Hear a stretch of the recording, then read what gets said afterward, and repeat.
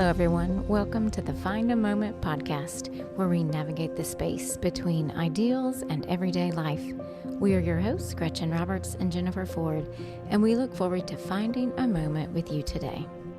Hello, everyone, and welcome back to the Find a Moment podcast. We are in our series titled Meet the Artists, and we are so excited to introduce you to another artist today. This is our sixth and final episode of the Meet the Artist series. So if you haven't listened to the first episodes, please go back and find a moment to listen to those. And Jennifer, would you introduce our special guest today? I sure will. It's so fun to get to introduce this friend because we go way back, way farther back than just homeschool. And it's so fun the way that we have gotten reconnected. So Christine Cheeseman is our friend who is here. Not only do I know you as the art teacher for my girls, where they took art classes at it's a local homeschool campus, but when I first signed my girls up for your classes, we showed up the first day and I looked at you and I said, I know you from high school. So I said, is your last name Nicalis? And you said, yes, It is. And I said, I'm Jennifer Thacker. Oh my word. Mm-hmm. So cool to be reconnected because I remember you from high school and your art hanging on the walls outside of the art room, and everybody knew you as the most talented artist at Hoggard. Oh, no. Indeed you were. Oh. Indeed you were. So thanks for joining us. Oh, sure. It's an honor. Yay. I would love for you to just start our conversation by telling us about you and what you do now and your family and how art is just a part of your life. Mm-hmm.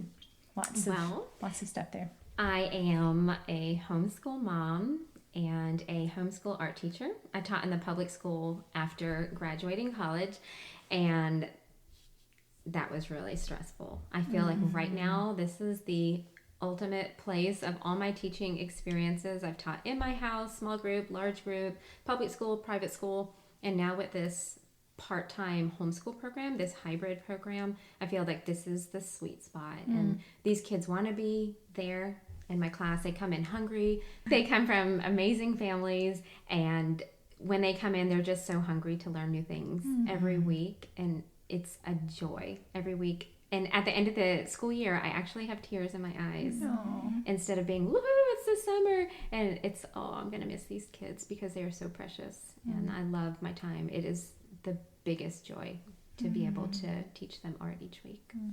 So how many years have you been teaching art? Do I really want to admit it? I graduated in 98, so 20-something years. Wow. Mm-hmm. Where did you graduate from college? ECU, East Carolina University. That's where I met my husband. And then we moved to Orlando. So I taught in Orlando and taught at a hybrid school down there, and then moved back to Wilmington and then teach here. And all through having kids, I've had, even pregnant and with a little baby carrier, I've had kids in my home, and it's been a wonderful time. We were at ECU at the same time then. That's crazy. Because I was there from 96 to 99. Yeah, we were there together. That is so crazy. I graduated in December of 99, but yeah. Wow. I graduated in December of 98. And I met you back when our oldest, because we both have, our oldest are girls, and I mean, they were maybe kindergarten age. I mean, they were tiny. Preschool, yeah. And I remember, I think at that point, did you do classes in your home? I think is what I remember then, yeah. And then followed when you went to Florida and saw your children kind of get involved in the arts. Yes, like I feel like our family, our kids are all so right brain.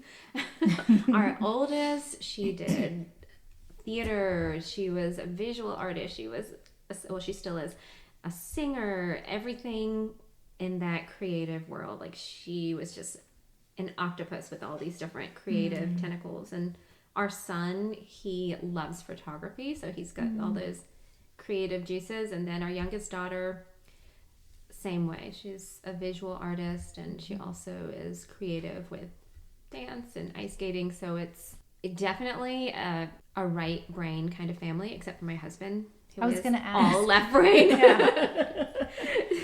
So he he manages to survive with all of us, but he's very left brain. Interesting. Very black and white, and we are like very multicolored. So what was it like when your children were all younger, and kind of how did you introduce the arts to them and creativity, and what did that look like in your home as an artist and having your own children? For me, I really didn't plan anything or think about it because it was just how I function. So I really didn't make a specific time like, okay, we're going to do painting today or anything. We just had access to all the supplies and the music and the theater, and it wasn't something that I had to push because that's just who I am. Now, if it was my husband at home homeschooling the kids, it would have been torture for him and he would have had to bring in people to help. And, you know, if it was just him, the kids would have all been very into numbers and very into black and white things. And so for me, it was just easy because that's just how I function in everyday life. So having the supplies on hand for the kids to just experience art as they grew up was just part of my everyday life, and it became part of their everyday life. Was it like that for you when you were growing up? How did your mom, like, what was your childhood? Because it's easy for me to think like, well, your mom must have done that for you. Like, what was art like for your family culture when you were young? That's a really good question. My mom for a lot of years was a single mom, and so she worked a lot, and so my safe place and my outlet was art. And I really honestly don't know how that started.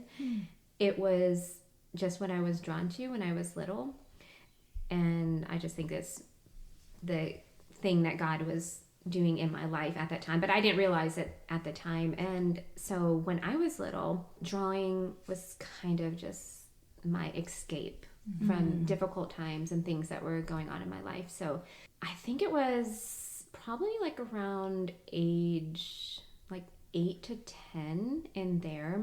I went to a class at our local, the Worcester Art Museum in Massachusetts, and I was like, wow, like this is amazing. I remember just being overwhelmed with beautiful things.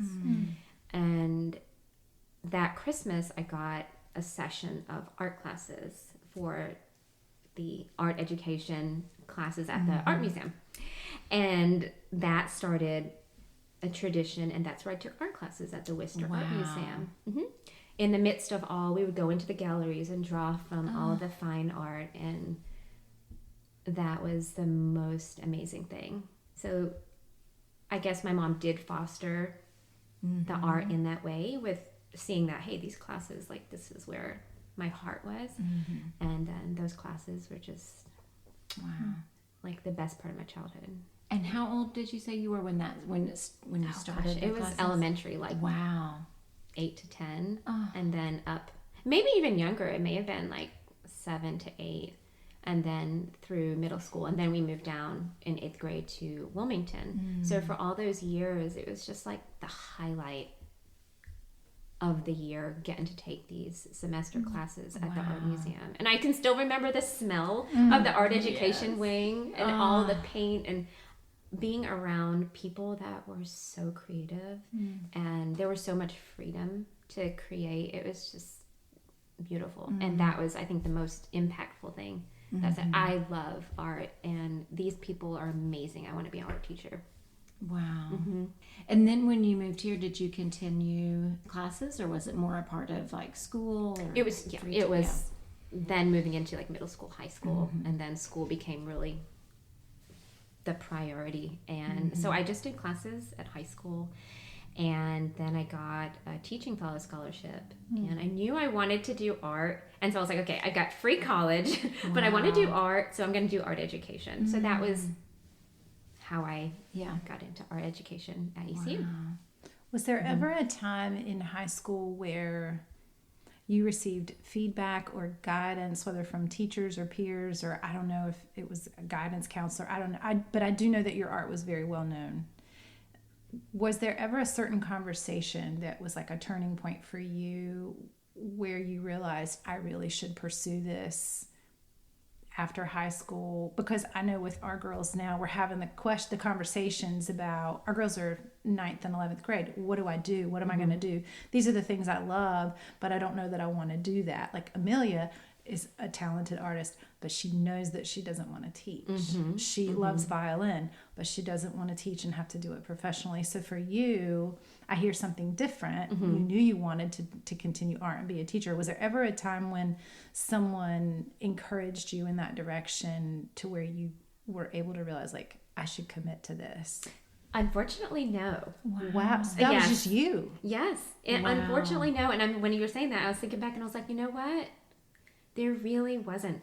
I had a nice art teacher when I was in high school, but there wasn't that personal connection. There wasn't that investment.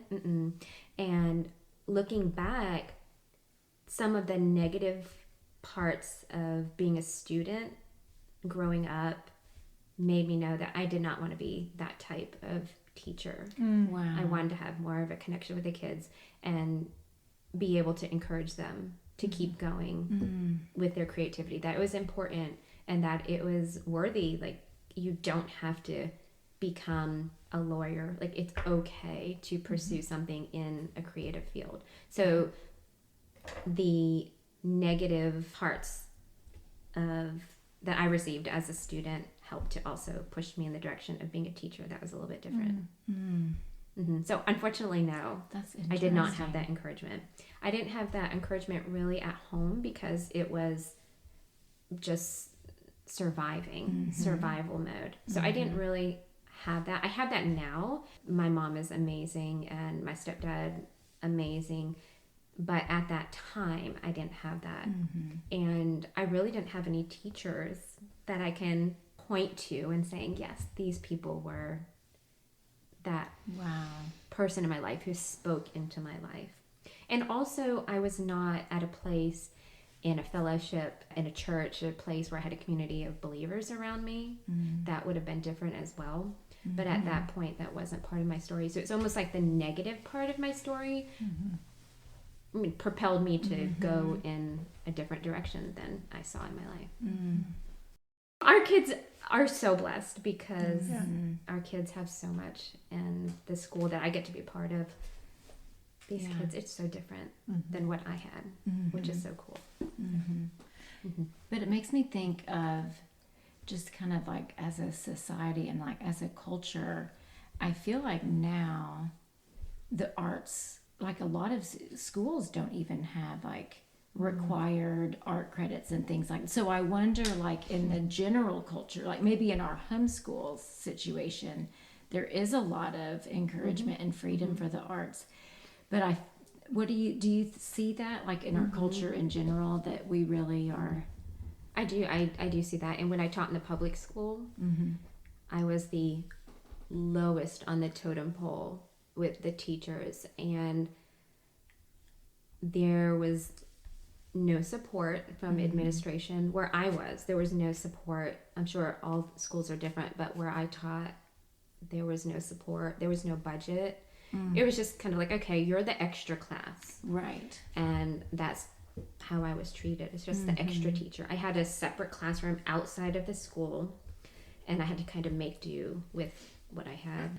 So that for me was very frustrating, being in the public school. And I was like, oh, you know what? This is not important.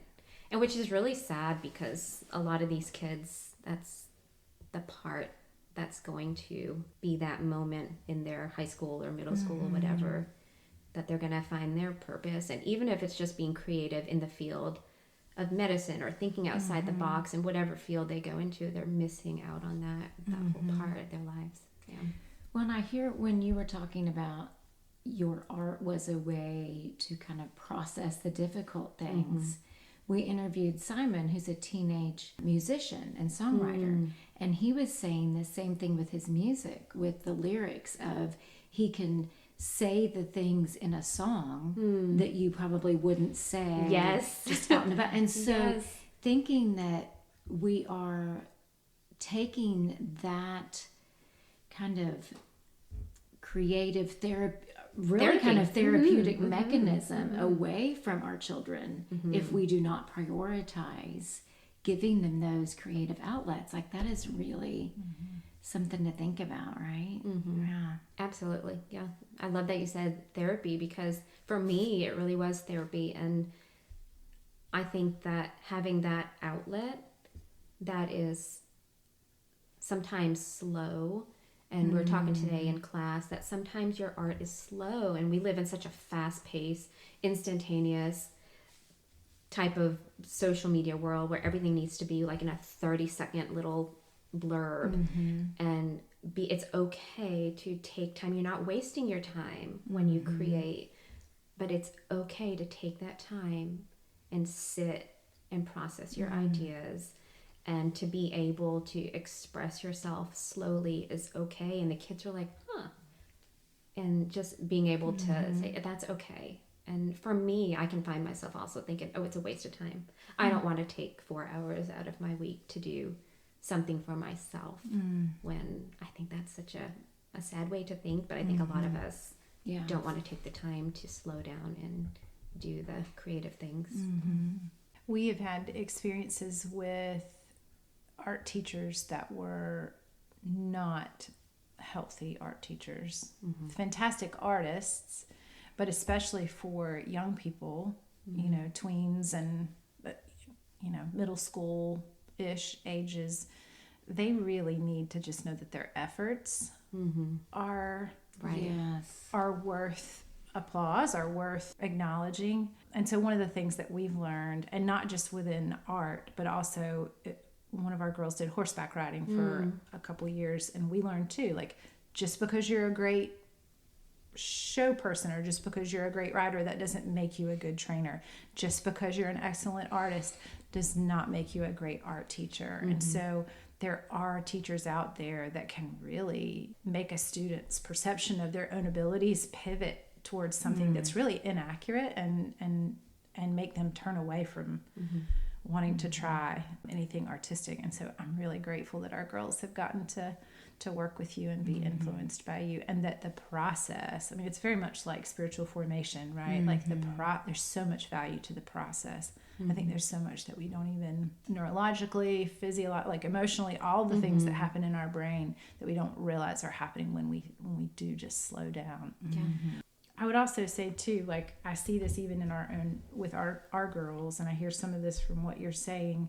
There's more purpose to being creative and engaging in artistic expression than if you see yourself as like naturally talented and gifted to a degree that you would pursue it professionally.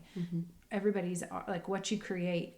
The lady that we saw, the artist that we saw at Cameron Art Museum Friday, said not everything has to be a masterpiece. Not everything has to have an audience. There's a purpose beyond just something being framed and put on a gallery wall.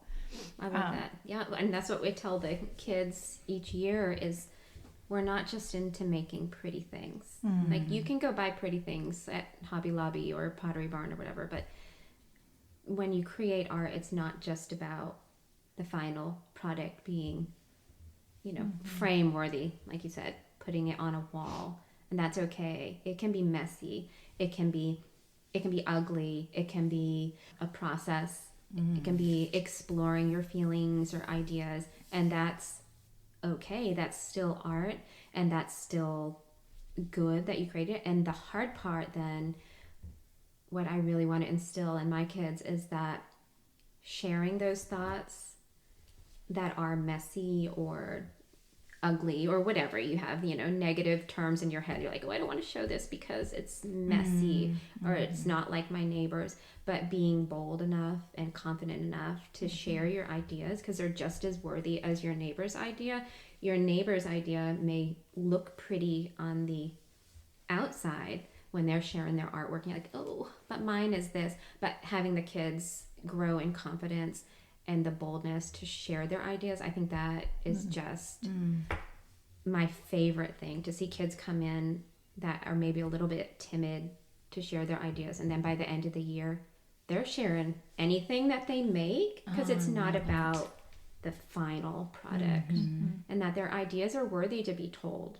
And so that's, I think, the beauty of watching these young kids come in. And I think it's like around the age, like, I don't know, 4th, 5th grade, when they start to get aware of the people around them and pleasing other people, and getting that fear of what other people are going to think of them, and then kind of having art to help them move through those years with being okay with sharing their thoughts, and that the thoughts that you have, that God gives you, the creative ideas, the plans, the songs, the whatever it is, that sharing those things is part of that beautiful process, and that those ideas are worthy to be shared. I love that. And watching kids grow in that area. And that means they're learning to understand that the final product is not what's being evaluated, but for themselves, the value is in, like, that there's an attachment to something internal and something, you know, it might be emotional, it might be just creative, but there's some kind of internal story that connects to it, and that's what gives it value, not just, could I buy a copy of this at Hobby Lobby? Right. Yeah, I love that. Well, I definitely see how you have cultivated that in our youngest. I mean, this is his 2nd year in your art classes, and he absolutely loves it. Like, it's almost like it unlocks a part of their personality once they have been in your class, where it's like, oh my goodness, there's this whole other room in the house of who he is, that he has opened the door to. That's and so cool, right? It is so neat. Cool. And he loves to create and work on things, and just seeing like that develop over the past year and a half, to where, I mean, he will at all times have a pencil, and he will work on an eye, and he will draw an eye, and then work on it. And then he'll work on a nose, and work, you know, and just struggle through it. Yes. And I love that. Try different things, and then he'll date it and say, okay, that's when I did that one. And then he's working, you know, and that was all ignited from being in your class. Like, you can see, like, there's just this level of love and inspiration, to where I'm the kind of person that, like you were saying, kind of like your husband, of like, like, let's do the science and the math and the, you know, but to me, I'm like, okay, do I get paints out, or, you know, it's so messy, right? Not glitter, right? No clay, we lost it. I'm not sure where it went. I'll let you know if I find it. Oh, and glitter glue. Yeah. But I love thinking that, like, that is your personality. That's like the atmosphere of your home. It's like the oxygen of your home is just that creativity, and that's what they've grown up. And you can tell the effect that has on the children in your classes. Like, it's just so beautiful. I think they are amazing. I love the kids in my classes so much. And so for me, it's a blessing, and I get inspired by them every week. And the freedom that they have, I'm like, oh, I got to remember this is for me too. You know, like in my life, I was like, this is what it's about. Just the freedom, especially the younger kids. The older kids, I see a lot of transformation, but the younger kids, where they haven't had those negative thoughts of, you know, worrying about what other people are thinking about them, and they're still in that total kid freedom of just creating, and it could just look like a colorful explosion on the page. And they're so proud of it and so happy, and they share it with just not a thought, not a care in the world. And I'm like, oh, that's so inspiring to me. And how do we, like, protect and preserve that? Because I really, like, I grieved the disappearance of that, like when that started to fade. And you're talking about the boldness of sharing and the confidence to say, this is from my ideas. Sometimes I see our girls use, like, they'll find a photo that they really like, or an image online of something they like, and Amelia is really good at just completely replicating what she sees. Wow. She's not really like, let me arrange this still life and I'm going to Right. She's much more like, she finds something she likes and she'll replicate it and she'll work on it and work on it and work on it. And she's really great at that. She notices all of the places where the proportions are slightly off, or maybe the hands are a little elongated, or the foreshortening isn't right. And so that's like that technical eye. But I wish that she was still like she used to be, where she would just hold it up and show everybody, you know? So they do start to like. But that's a good thing too, because she's realizing what she wants to do. So she knows where she wants to go. And so she's working towards that process. And so for the older kids that are struggling, like, I know what I want it to look like, but it's not there yet. We talk about that struggle, that you are going to struggle, and it may not end up how you want it, but you are growing. This is like in life with everything, right? Through those struggles that they are growing as artists.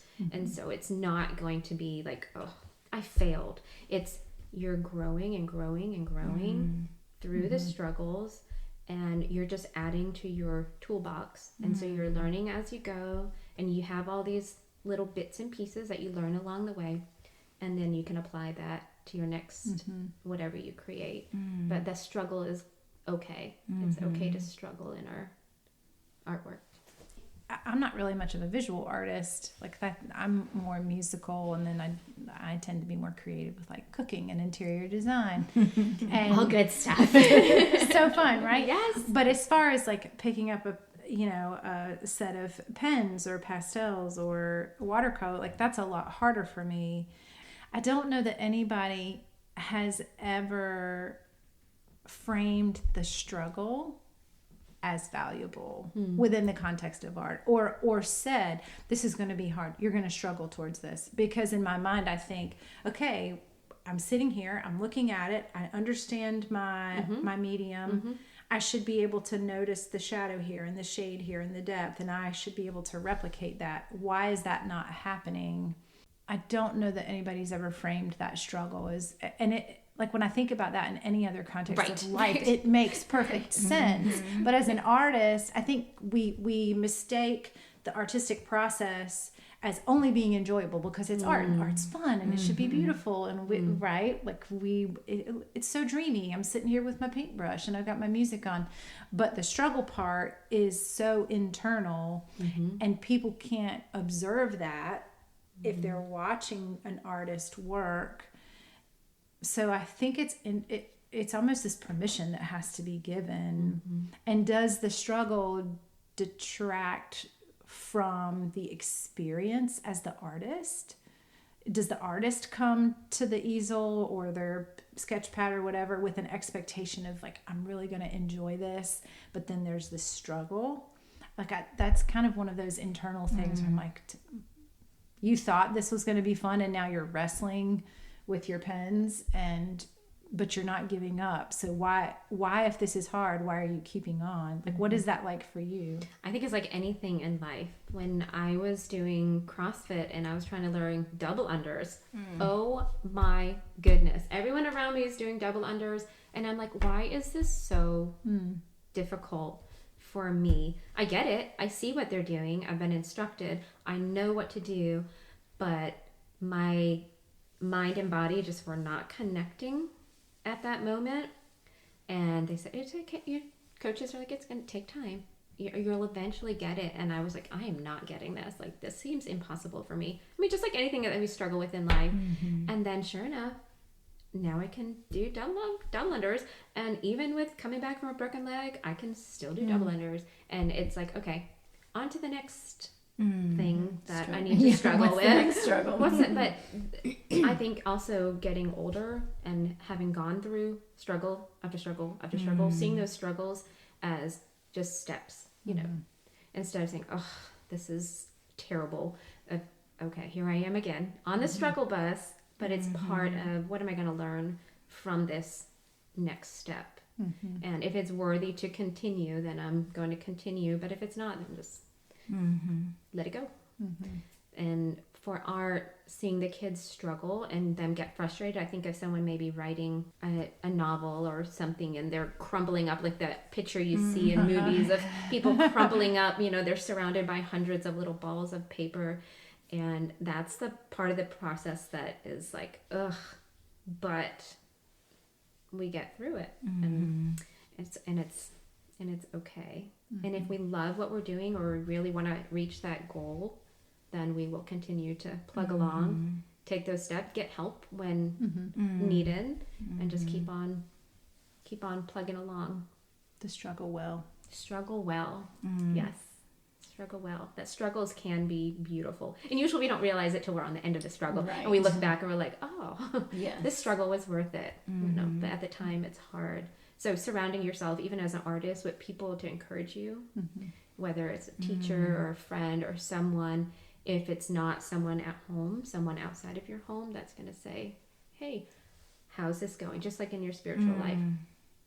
Have you created anything lately? Or what have you been doing for yourself lately? Have you been taking the time to think and dream, or whatever? So having someone in your life that's going to support you so that area of life just doesn't drift away. And so I think as an artist, we've got to make sure that we have the balance.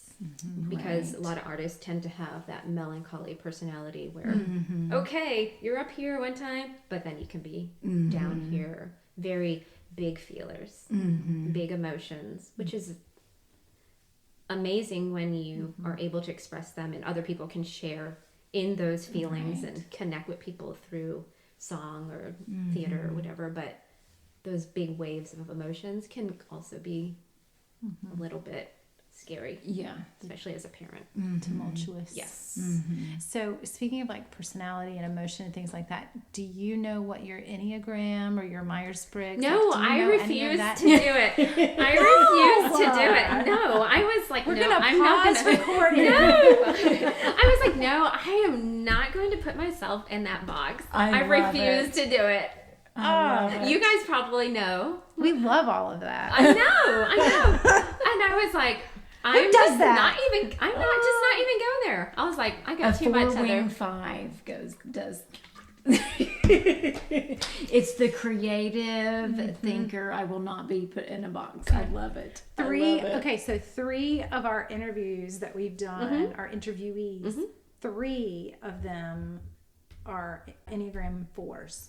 Okay. 3 of them. And now you're gonna make me go do it now. I'm like, am I a 4?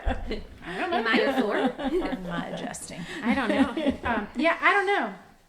I don't know what you are, and I'm not going to type you because that's none of my business. Now I love it. Think about it like this. Am I a 4? It's a way. Oh, that's between you and the Lord.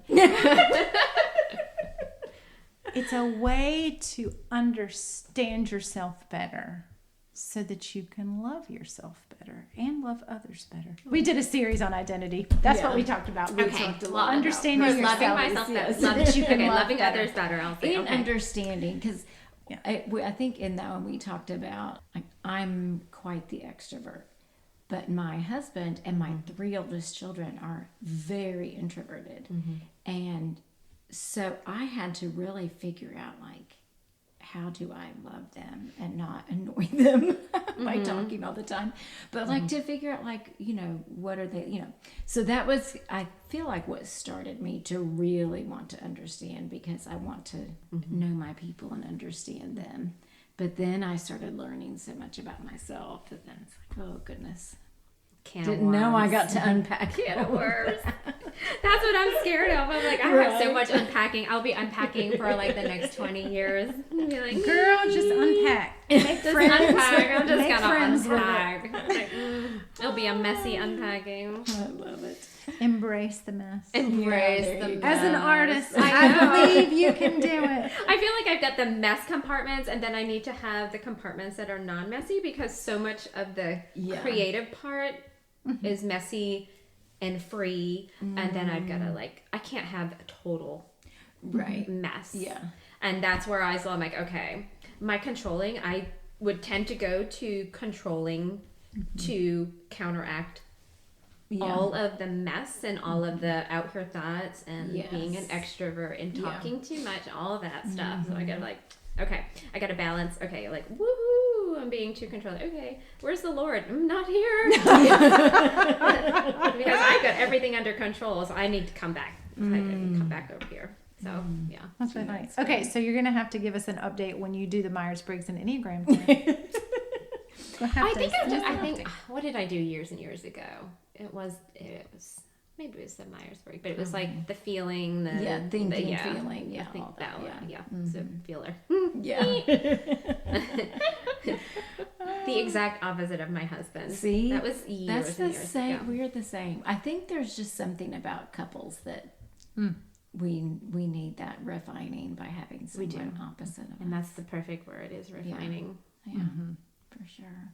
So thinking about mess and messy, what is your favorite medium to create with? Or do you have a favorite?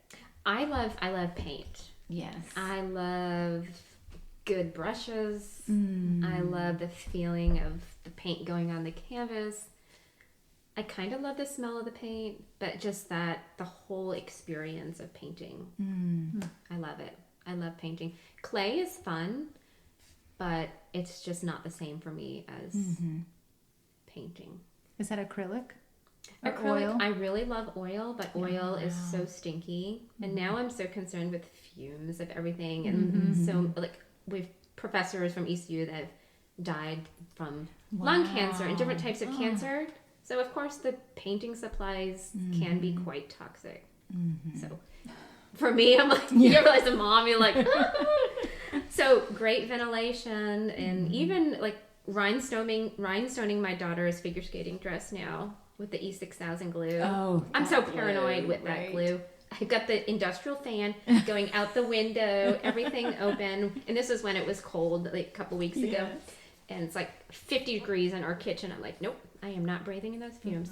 So I love painting. I would do oil painting all the time. But the solvents and the fumes, I'm a little too health conscious, crunchy to do that all the time. Yeah. So acrylic is safer, even though it doesn't flow and work as well as oil, of course, but it's a lot more friendly for your body and brain cells. And is there anything, do you like landscapes more or people? What is your kind of favorites? Abstracting landscapes. I went in college to Italy twice. It was a beautiful thing. Once for school, for art school, and I worked with an artist, Lisa Sotilis, over in Italy. And then the next summer, our church was doing a mission trip to Italy. And so the first summer it was Rome North or Florence North. And then the next summer was from Rome South all the way down into Sicily. So 2 summers in Italy, and that really impacted my art still to this day. The beautiful Italian architecture, and then kind of like Diebenkorn, one of my favorite artists, abstracting the landscapes from reality and just being inspired by the landscapes that I saw, but then just letting my imagination kind of run wild with the landscapes. That's my favorite type of art. Wow. Do you have a medium that you really would prefer to not ever use again? Yes. Going back to the stinky chemicals in a printmaking class in college, working with the printmaking materials, I just, no thanks. The etching on metal, it was just, nope. I have no desire to do that again. But if it's like a woodcut print or something like that, hands-on, great. But as far as the chemicals, I just do not get the satisfaction because I'm so paranoid that I'm damaging my body with these really toxic chemicals that I just don't have any pleasure in that. Yeah. Do you have a favorite medium to teach in your classes? I like doing a lot of mixed media where the kids have more open-ended options. So with the mixed media for kids that maybe like paint better or maybe like oil pastel, where they have the options to include their favorite types of materials, that to me is really fun to teach because everybody's project is so different at the end. And as a teacher, when the class is done and everybody's artwork looks different, I think that's a huge success because the kids were really into what they were doing and not looking over at their neighbors drawing. If I get a dozen butterflies, I'm like, that really wasn't successful. And thankfully at our school, we don't have that, but I saw that a lot when I was teaching in the public school. It was a safety thing where the kids just copied what their neighbor was doing because it's always safer, you think, in a group, what the group is doing. And our kids are so amazing that we always talk about our art at the end of class, and I said, what do you guys notice about all this artwork? And they always say, it's all different. And that I'm like, yes, that's a good day when all of your art looks different and they all put their little touches in it. So visual arts has kind of been a big focus for you, it sounds like. Are there other areas of the arts that you have pursued? Like Jennifer, I love pursuing culinary arts. I taught culinary arts for 3 years. Oh my goodness. And that was just, I was in the middle of writing a healthy cookbook, and it didn't come to fruition, maybe one day, but I was doing a lot of recipe creation, and the people at the school were like, hey, can you come teach middle school and high school culinary arts? I was like, yes. Wow. With a healthy twist. The chef before me, and he was a legit chef. So I was coming in going, okay, I'm an art teacher, but coming in with a healthy twist and practical meals that these kids could make in high school, in middle school, high school, that they could practically make nutrient dense and easy meals. That was my focus. But I was so intimidated coming in after this chef. But he made all the fried foods, the beignets and all the super sugary, where the kids loved it. They loved it. Like every day was just like, woo, sugar level way off the chart, fried everything. So it was very fun for them. But then I was like, okay, we gotta like actually learn how to make foods that you can survive on besides the donuts and eclairs. So that was really fun to be able to, we even made fruit sculptures, being able to be creative in the kitchen. And that was another outlet where I was able to help the kids be creative with plating their food and making it colorful, talking about texture and shape and size, even with on their plates. A lot of these kids may have been intimidated to go to an art class, but within the culinary realm, they were still able to use their creativity or explore their creativity if they hadn't had that experience. That was really fun. Awesome. Yep, so I love that. I love home design. I think if I wasn't an art teacher, I would have been an architect or floor plan designer. I love my guilty pleasure. This is so dorky, but I love looking at floor plans. I know what you're going to say.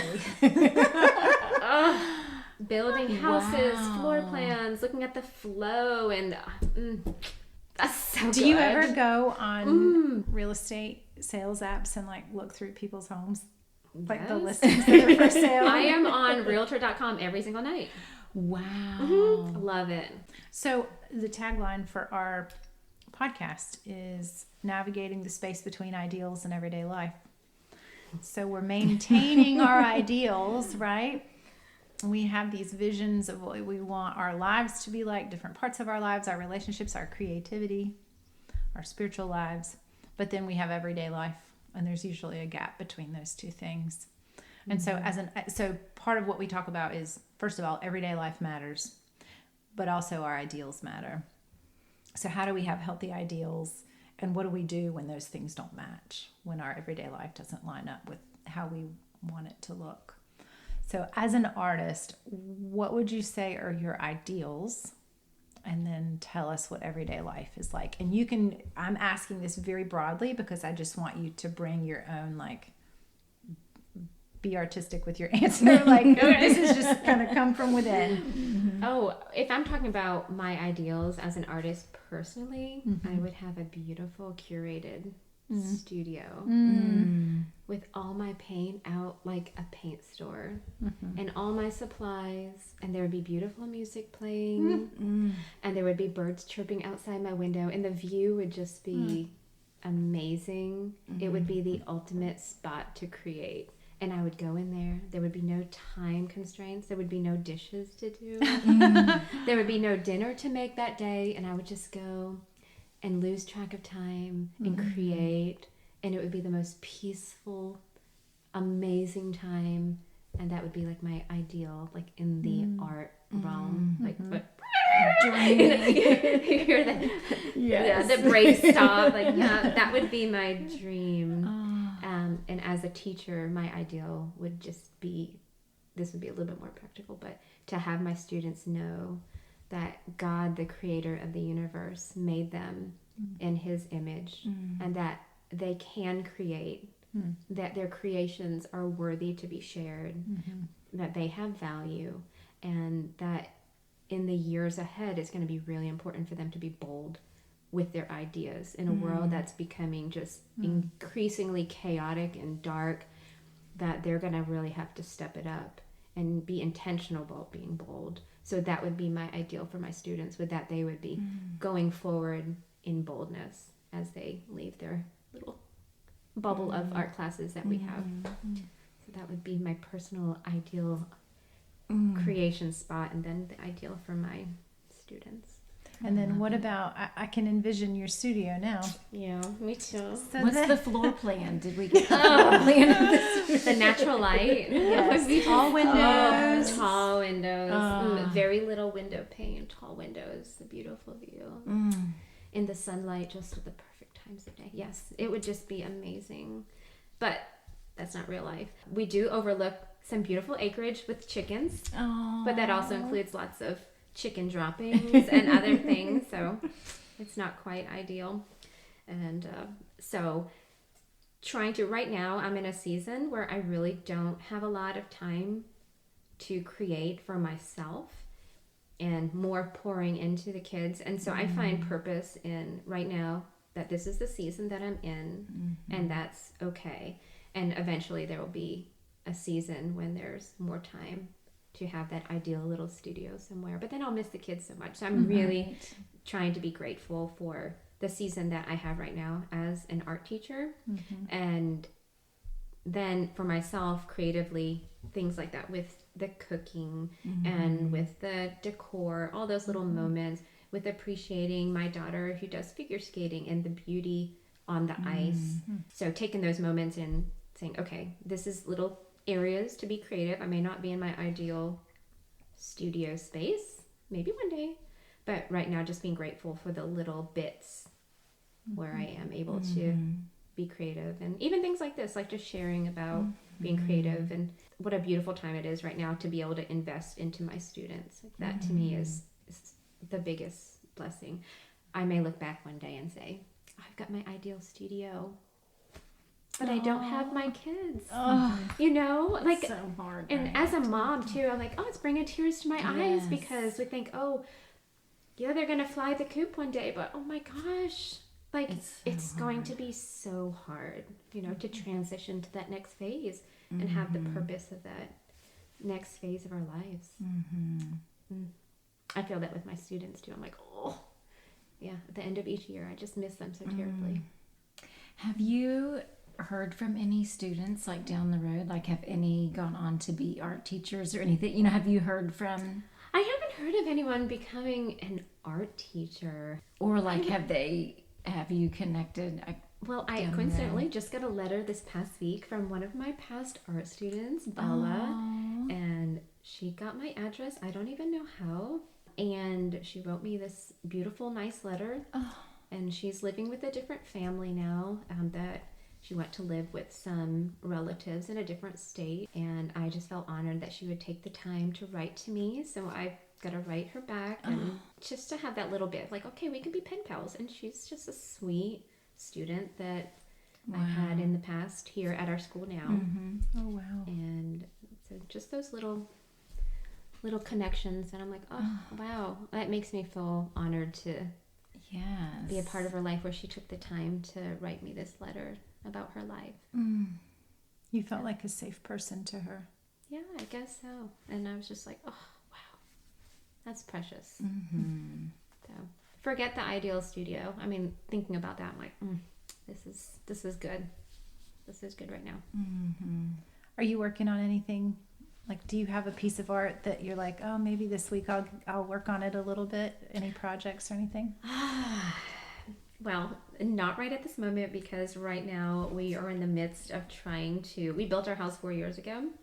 So right now the paint is going to be touching up the walls, the vertical walls. And right now we're in my daughter's pre-competition, or competition starting in a few weeks. So I've been using my creativity to rhinestone her dresses. And there you go, with all the fumes of the E6000. But that's been fun too. Yes. Because instead of paying someone $400 to rhinestone this simple, tiny little dress, like being able to work with her, she's like, this is a color I want. Had someone make the dress. And then she was able to pick out all the rhinestones. And then she was able to kind of get her vision out on her little ice skating dress. And then for me, it was very therapeutic, hours and hours of little teeny size 16 and 20 rhinestones. Wow. But be able to create in that. And that was cool, because I was like, okay, we can do this. Like, we can do this. We do not have to pay we can do this. Totally confident. I love that. And I think that's going to be fun going forward with her dresses, that's something that we can bond over, especially now that she's in middle school and she's trying to pull away a little bit, and it's really hard for me as she's becoming her own person, but having that little connection even over her rhinestone dresses, because I think that she knows that her mom can help her in this area, and she's still willing to have me help her in this area, so that makes me feel good. Isn't it so true that as they get older, it's like those opportunities to help them, like we just anything. Take them. It's like, yes, yes. You want to talk You're to me? inviting You want me yes, in, right? yes, anything. I will do it. I will do it. Yes. And she asked me 2 days ago. She showered and she came out and she's like, "Oh, before I go to school, can you just cut off 4 inches of my hair?" I'm like, absolutely, I can do that. Oh my goodness. Yes. Like, you don't want to go to a salon? You want me to cut your hair? Let's go. Oh, that is so fun. Do you have hair cutting scissors? Oh, you know what I have? I have Golden Doodle cutting scissors. Oh, no. And so she went, and yes, she did, because I do not have those are the sharpest scissors in our house. I do not have super sharp scissors because I've got E6000. I've got like so many pairs of scissors, and they get used for fabric, cardboard, all the things. This one has glue inside, like, we go through a lot of scissors. And so she was like, I can get the doodle scissors. And I was like, okay. So she went and got the doodle scissors, and I cut her hair with the Golden Doodle scissors. It's a true story. That is great. Yep. Oh. So, yeah, but those little moments when you're like, you need me? I'm going to drop everything. You need me? I'm here. Yes. I need to remind myself of that. Is Lauren the one is she still on the wall at Orlando Airport? Is she? No. We went, last time it was gone. Because I remember. I wanted that so bad. I wanted that poster. Oh, did they? I don't know where. Probably in the trash bin. No. Who was she? I can't remember. It was with the Cookie Was it for Monster. Universal or SeaWorld? SeaWorld, yeah. Yeah, those were good days. And what's a blessing, she doesn't remember a whole lot because she was so little. But now we're talking about like all the figure skating prices, how astronomical it is and everything. We're like, you have a chunk in the bank, and it's for your college, but if you need to use this for something special for figure skating in the future, like that money's there. She's like, I have money. It was the first time we told her, we're like, yes, you do. You've got a good chunk of money in the bank. And so that was really like, she was like, yeah, but it's really for college. Yes. But if there's something, stand by. She's like thinking, ooh. Yeah, but because you're like a lot of your children did theater, acting. Yeah, I thought I remember. Our oldest, Hannah, she started theater at 4, and she was just, that was her thing. I didn't know one thing about theater, just like I started off not knowing a thing about figure skating, and here we are. But like, she did theater, community theater, she did short films, she wrote short films, and got her wings and all her little things that they have for the filmed, and she was really great at it. And she went to school for theater. Wow. At Lipscomb University. From She Lipscomb. graduated from Oh, Lipscomb, my goodness. but she did not graduate in the theater department. Oh, really? So after the first year, she's like, I really don't want to do this for the rest of my life. She had the realization, like, this is not the world I want to be in for the rest of my life. And she wanted to go in, they had a new degree in worship arts. Wow. So she transferred into it. And we didn't know how because she got a scholarship, so we didn't know how that would work. They not only transferred her scholarship from the theater department to the music arts department, and she was still like, I'm not sure. I'm like, okay, well, it's this, you gotta, like, before your second semester, like, you gotta know, like, if God wants you there, you gotta go back. If not, that's okay too. But so she had that scholarship. Yeah, she went back, and it was great, and she met her husband there. And he was a college dropout from Lipscomb, but he was already doing what he wanted to do. He works on the tour with Michael W. Smith and Charity Gale. So he travels around the world, and now Hannah's able to go with him and travel around the world. So they're two very creative people. Neat. And he comes from a creative family. So their kids are either going to be really creative or swing back the other direction and be like super type engineers. Accountants and engineers. They're going to have all the straight lines. That is great. So to wrap up our conversations, we usually do a couple action steps so that our listeners have kind of some direction.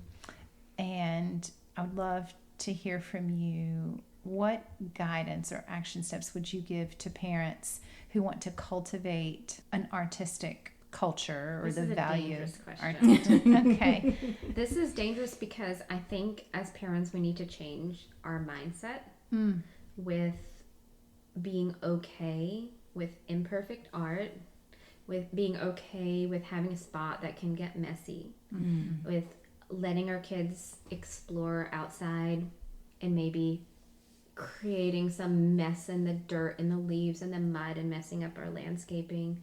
So I think that that's hard for parents because I think it starts with us changing our mindset and realizing that art or being creative in general is important. It's not a waste, and it's going to be worth in the long run all the time and the mess and the inconvenience.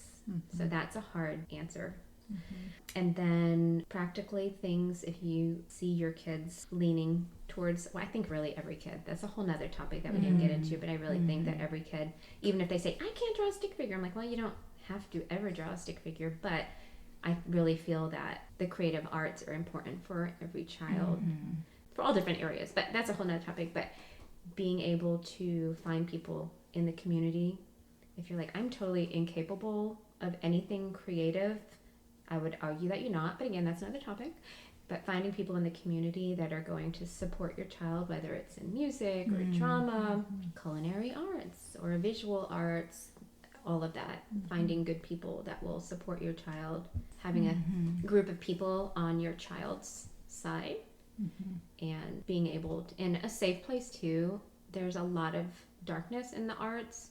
So I think as parents, we got to be very careful who we allow into our child's lives within the creative world, and be prepared to come across people would take your child down a path that you don't want your child to go down, to have your eyes wide open. And there is a lot of wonderful, beautiful people, but there's also people that can be somewhat, I will say, unstable, and that can sometimes happen with creative minds, creative thinkers, that they're a little bit too far outside the box for our children's good. So finding people that are safe and that are still just as fun and just as creative for your kids, I think is really important. That's an important part of the conversation that I don't know that we've touched on yet, is really the safety aspect, especially if you've got younger children that are exploring, even getting on something like Pinterest and just being like, I'm just looking at crafts. The moment that the algorithm finds out that you're a young person, it starts pumping the trash. Pinterest is so dangerous. And I always thought it was an innocent, just little pin board. It is so dangerous. And it is like a spiraling trap. And hours can go by. And you're like, oh, my child's just on Pinterest. And it's like, whoa. And then you actually look. There's so much junk on there. And it's so unfortunate. And just something that happened to someone I know very close to me. And I don't want to expose this person, but this child was in her first play, and there ended up being, and this was a young child, there ended up being a grown man in the cast watching her change. And this was in a place that was supposed to be very safe, in a theater that we thought was very safe. So I cannot express how much, as parents, you really, really need to be an advocate for your child and make sure that you are there. And it may suck up a lot of your time, but really making sure the people are safe people, and that there are people around your child, if you're not there with the young children, that you know are watching your back and keep an eye out for your child. That's so good. That's the yucky part of it. Right. Yeah. But anything. Right. Yeah. But it can take something that is really precious and beautiful, and that your child, anybody, but especially children who just want to innocently express this thing that they love, and that they just light up and they have an opportunity to shine. It can take that and turn it into something traumatic and wounding. yeah, and they look up to these people because they aspire to be like these actors or artists or musicians, and you've just got to really be on guard for the people that would take advantage, you know. Yeah.